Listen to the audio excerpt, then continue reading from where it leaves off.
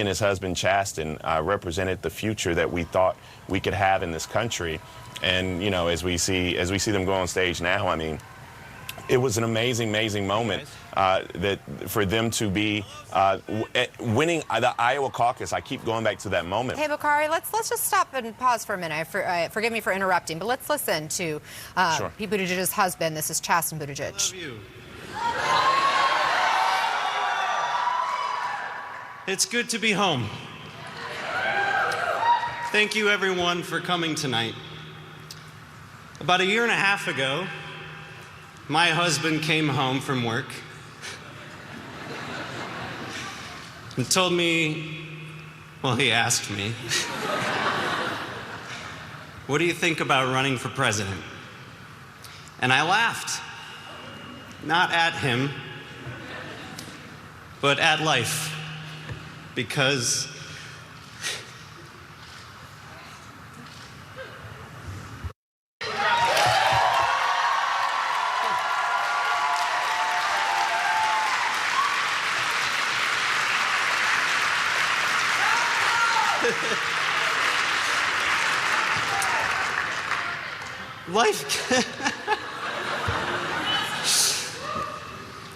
life gave me some interesting experiences on my way to find Pete. After falling in love with Pete, Pete got me to believe in myself again.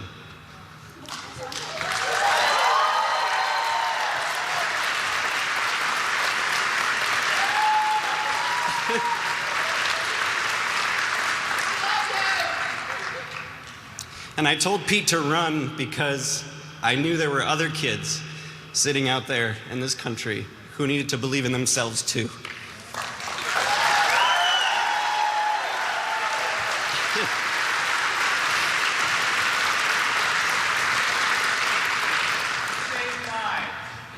Yes, we did.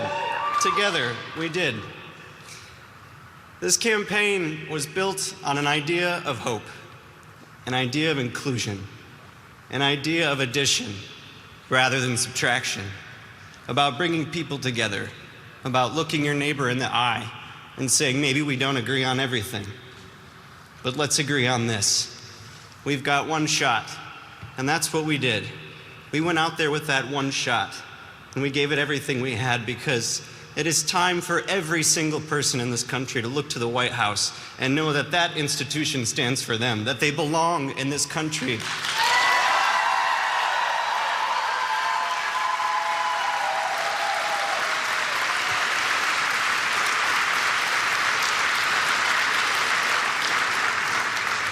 It has been an honor and a privilege to share my husband with the rest of this country. You're so welcome. And I am so proud that the same person you saw on the debate stage, the same person you saw at a town hall, is the same person that comes home to me every night.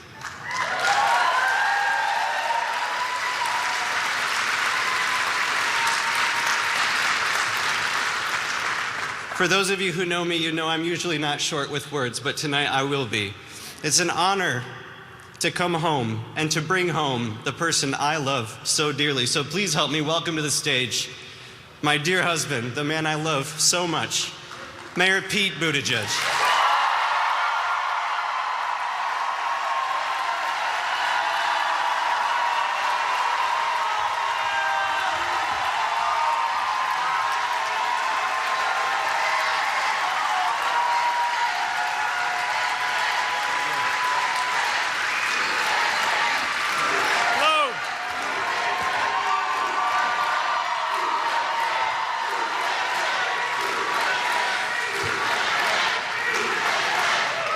Thank you so much. We love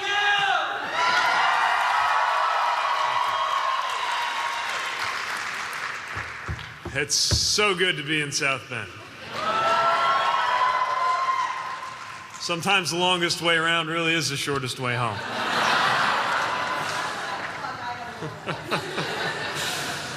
Here we are. In the last few years, America has faced enormous challenges, from an economy in transition to a climate on the brink to a president sowing chaos and discord across the very country he is responsible for uniting. And for many Americans, these challenges have amounted to a call to action. And so, like so many others, I thought deeply about what I could do to make a difference, what I could do to make myself useful. And it was in that spirit, with your help, that a year ago, we launched our campaign for the American presidency. We began this unlikely journey with a staff of 4 in a cramped office right here in South Bend, Indiana, right down Washington Street. No big email lists, no personal fortune. Hardly anybody knew my name, and even fewer could pronounce it. But South Bend showed everybody what to do. First name Mayor, last name Pete, so nobody got confused.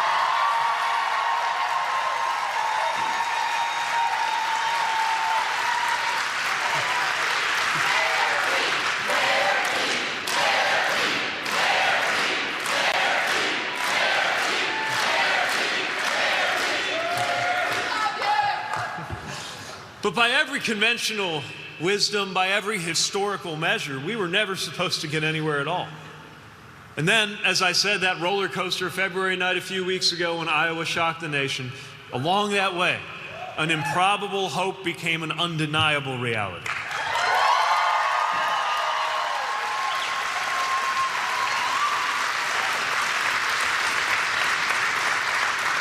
In a field in which more than 24 Democratic candidates ran for president, senators and governors, billionaires, a former vice president, we achieved a top 4 finish in each of the first 4 states to hold nominating contests, and we made history winning those Iowa caucuses.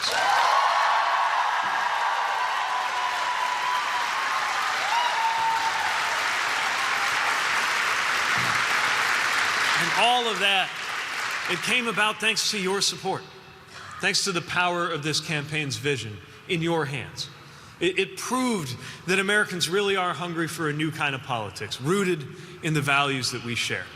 In cities, in suburbs, in rural communities, in crowds that spilled out of venues from Salt Lake City to Raleigh to Arlington, we saw Americans ready to meet a new era of challenge with a new generation of leadership.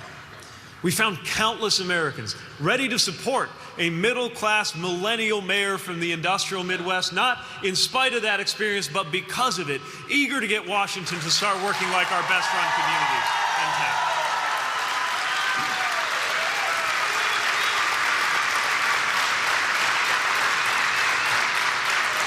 In a divided nation, we saw fellow Democrats join with independents, and yes, some of those future former Republicans, to choose a different politics. To choose a politics defined not by who we push away, but by how many we can call to our side.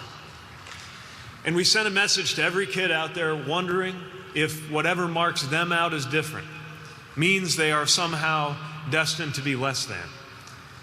To see that someone who once felt that exact same way can become a leading American presidential candidate with his husband at his side.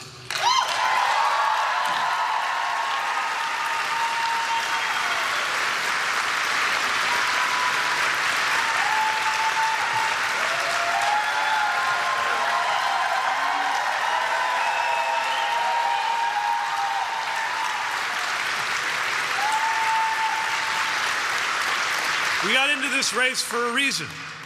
We got into this race in order to defeat the current president and in order to usher in a new kind of politics. And that meant guiding our campaign by the values we like to call the rules of the road. Respect, belonging, truth, teamwork, boldness, responsibility, substance, discipline, excellence, and joy. And every decision we made was guided by these values. One of those values is truth, and today is a moment of truth. After a year of going everywhere, meeting everyone, defying every expectation, seeking every vote, the truth is that the path has narrowed to a close for our candidacy, if not for our cause. And another of those values is responsibility. And we have a responsibility to consider the effect of remaining in this race any further. Our goal has always been to help unify Americans, to defeat Donald Trump, and to win the era for our values.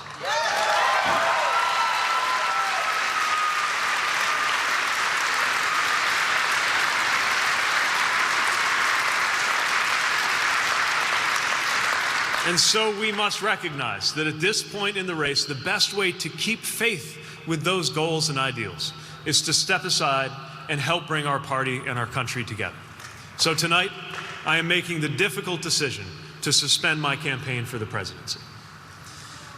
I will no longer seek to be the 2020 Democratic nominee for president, but I will do everything in my power to ensure that we have a new Democratic president come January.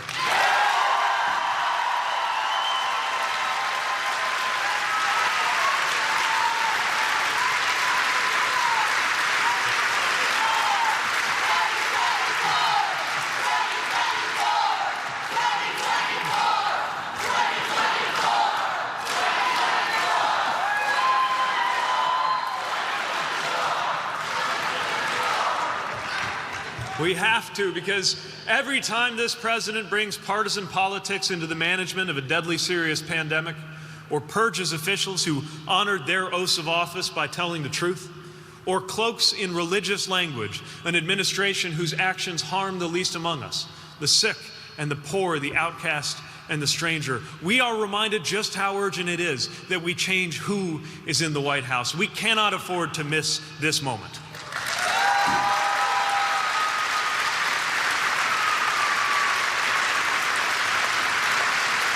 With every passing day, I am more and more convinced that the only way we will defeat Trump and Trumpism is with a new politics that gathers people together.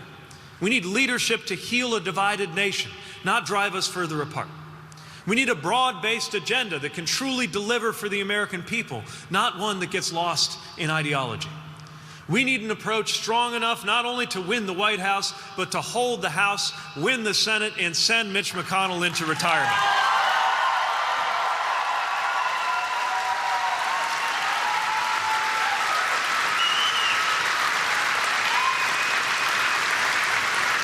And that broad and inclusive politics, that is the politics that we have attempted to model through this campaign. That, I believe, is the way forward for our eventual nominee. So I urge everyone who supported me to continue in the cause of ensuring that we bring change to the White House and working to win the absolutely critical down-ballot races playing out across the country this year.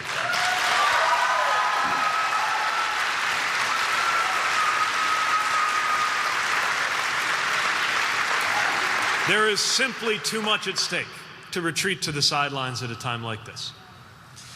And as this contest gives way to the season of weekly elections and delegate math, it is more important than ever that we hold to what this is actually all about.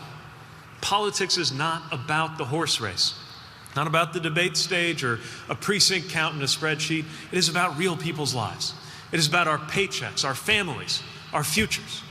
We can and must put the everyday lives of Americans who have been overlooked for so long back at the center of our politics. And every story that became part of this campaign helped show us why and how we do just that. Yeah.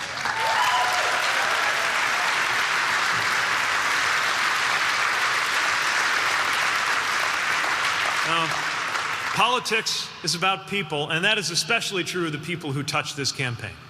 To my competitors in a historically diverse field, those who have stepped aside and those still competing, thank you for demonstrating what public service can be.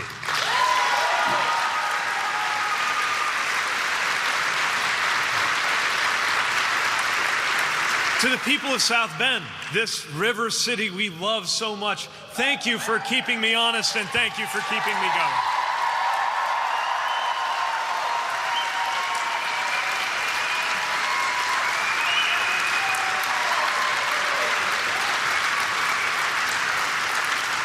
And to our Pete for America family, I cannot express how grateful I am to every staffer, every volunteer, every supporter who believed in what we were building.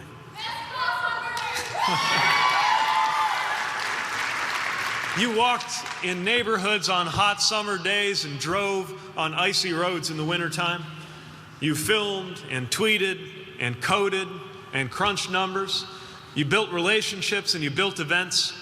You lit up offices and you filled high school gyms with equipment and then with people and then with cheers in the name of our values, freedom and security and democracy.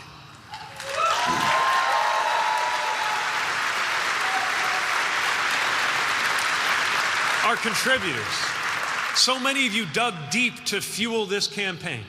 Nearly 1 million grassroots supporters who sacrificed financially so that this message of hope and belonging could reach every corner of this country. Thank you for what you gave to make this possible.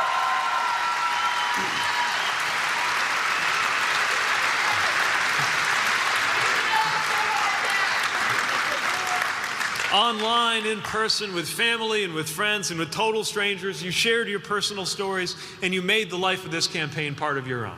What you did and the way you did it was how we could show, not just tell, the kind of campaign we could be and the kind of country we will build. You made me proud every single day.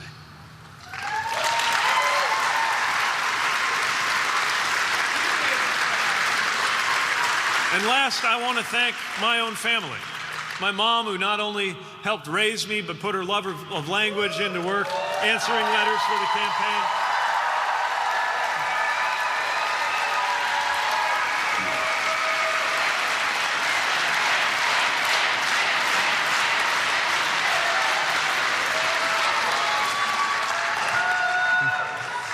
My father, who left us just as this was all getting underway, but who's very much here and part of this effort.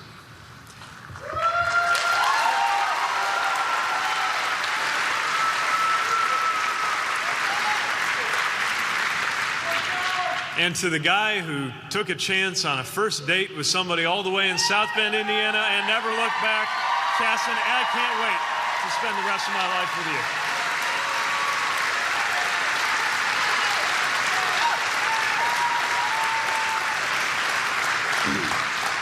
I know that as this campaign ends, there comes disappointment that we won't continue. But I hope that everyone who has been part of this in any way knows that the campaign that you have built and the community that you have created is only the beginning of the change that we are going to make together.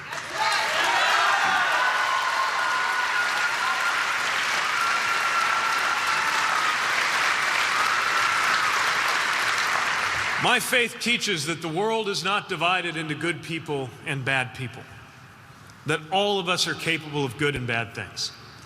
Today, more than ever, politics matters because leaders can call out either what is best in us or what is worst in us, can draw us either to our better or to our worst selves.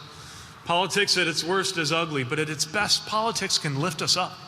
It is not just policy making, it is moral, it is soulcraft. That is why we were in this.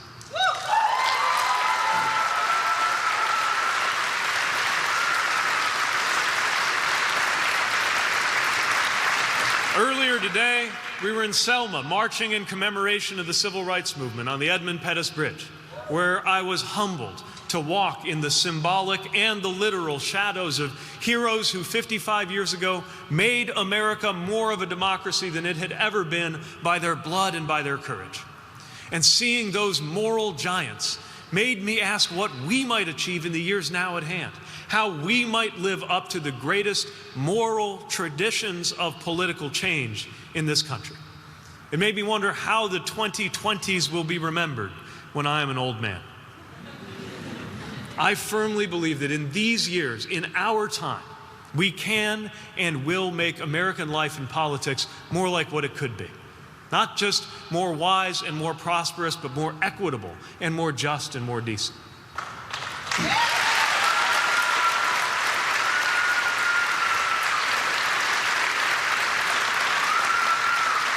Think of how proud of our time we could be if we really did act to make it so that no one has to take to the streets in America for a decent wage because one job is enough in the United States of America, whether you went to college or not.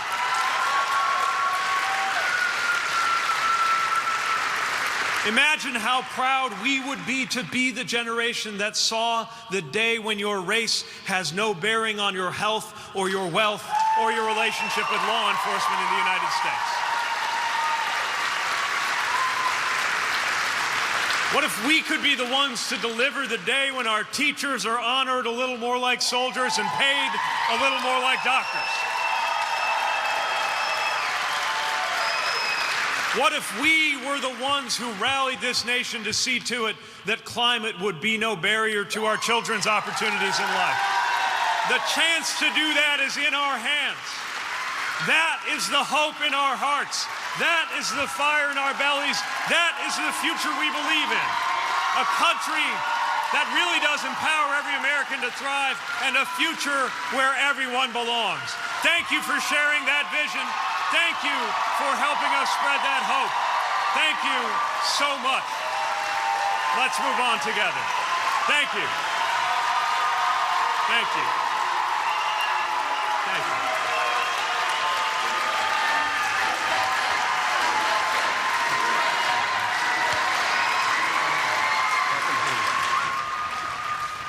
And there you have it, Pete Buttigieg ending his 2020 presidential campaign. Everyone is back with me now